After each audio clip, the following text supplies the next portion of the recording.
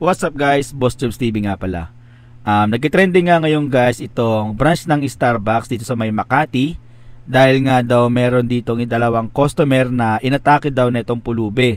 At nung nagsumbong nga daw itong mga customer, nagtago daw bigla itong manager. Tara guys, panoorin natin yung actual video kung ano ba yung pangyayari guys, kung bakit sila inatake nitong pulubi. Let's go. Hindi po. And what? Yan, tumatawag na pala ng barangay. Yan yung manager guys. We have to step outside? Are you for real? Are you for real? You didn't even stop him. You didn't even stop him. My God. You're on camera. You're on camera. Kitang-kita ka sa camera. Don't worry, ate. Magkapatid siguro sila. Are you the manager here? Are you the manager? Are you the manager, kuya?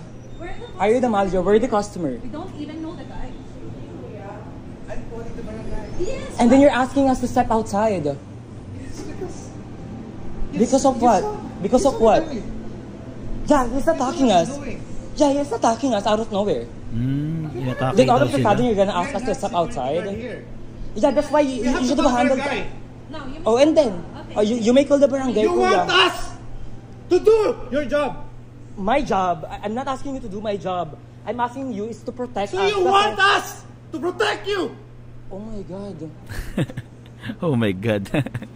Nagulat siya sinigawan na siya ng manager Na high blood na rin yung manager sa kanya Hello. Yun yung salita na yun guys, yun yung You want us to pulubi. protect you. I'm not asking you to protect me kasi I nga just want you to leave the store. Matadamay kami. habang inaatake kami sa loob ng store nyo, ganun kuya, habang inaatake kami sa loob ng store nyo, What do you want us to do? you can stop him from attacking us.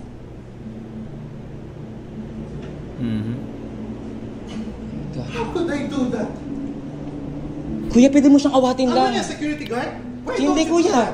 Kasi kayo yung authorized dito mag-stop sa kanya. Wow. Hindi rin kasi alam guys nung parang hindi rin talaga alam gagawin ng manager Parang nataranta rin siya kasi sumisigaw tong customer Common sense. Yes, common He's sense. asking you to leave the store. He should not even be on this side of the counter. Actually, he's being violent. Okay? Yeah, that's And why we you're want. also You need to call somebody. You don't come in the store and asking for help. But again, You're putting us in trouble actually.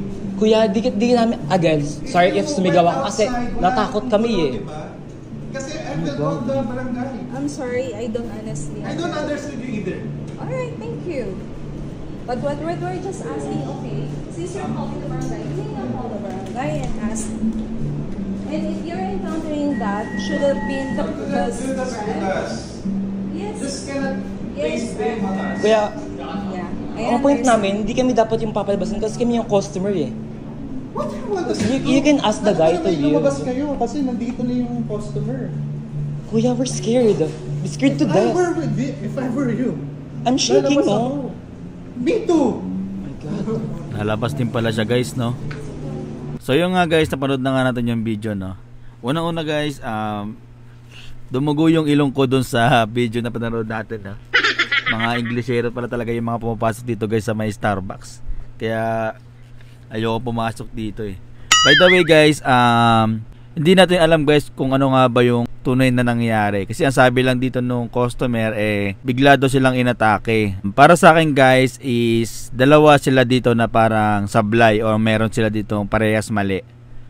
Unang-una yung customer, pumasok siya guys sa may private na part ng isang restaurant dito sa may sa may counter area na pinagbabawal talaga guys yung mga diyan, yung mga customer, yung mga outside. Basta hindi ka employee, syempre bawal ka pumasok diyan sa area na yan dahil marami diyan maraming mahalaga diyan na gamit, tsaka yung mga pera syempre involved nandiyan din. Then ang pangalawa, hindi naman nasabi guys sa bidyong to na customer ba tong dalawa na to. Malay ba natin guys na galing sila sa labas tapos doon ng limos, then pumasok lang sila dito sa may loob ng ng Starbucks. Wala naman sinabi guys na galing dito sa may loob ng Starbucks yung pangyayari. Then napansin ko naman guys dito sa may manager parang hindi siya nakapaghanda. I mean, hindi siya handa sa mga ganitong mga pangyayari, no? Dahil sabi nga niya, di din daw niya alam yung gagawin niya at natatakot din daw siya.